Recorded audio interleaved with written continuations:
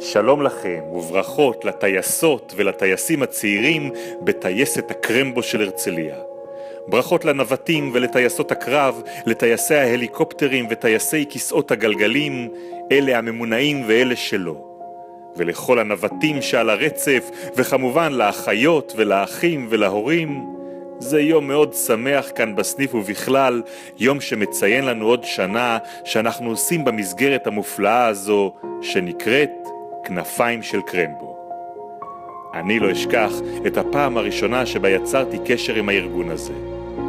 השארתי הודעה באתר אינטרנט, והתקשרה אליי בחורה בשם יעל לקבל פרטים על אורי שלנו. היא נשמעה מאוד החלטית וידנית, ודיברה איתי על הסעות ועניינים שקשורים בבית הספר ובטיפול באורי, וכל הזמן הזה היה מין רעש של המולה מאחוריה. אני זוכר ששאלתי אותה לפשר הרעש, והיא אמרה שזו ההפסקה, ושהיא בבית הספר והיא בכלל תלמידה. הייתי המום, וכשפגשתי אותה, את יעל ברזילי, אחר כך בסניף עוד השרון של קרמבו, כבר הייתי לגמרי שבוע.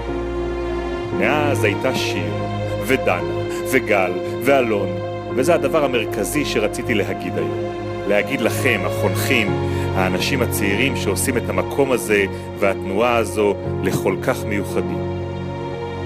בכל פעם שאני מגיע לפעילות של כנפיים של קרמבו, אם זה כאן בסניף בהרצליה, או במחנה הקיץ, או בפעילות אחרת, אני נפעם מלראות אתכם. נפעם ומעריץ את האנשים שאתם.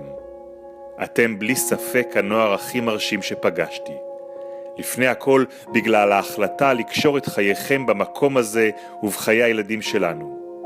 ובהמשך בגלל מה שאתם עושים כאן, שלפעמים מצליח ללמד גם אותי על דברים שאפשר לעשות עם אורי.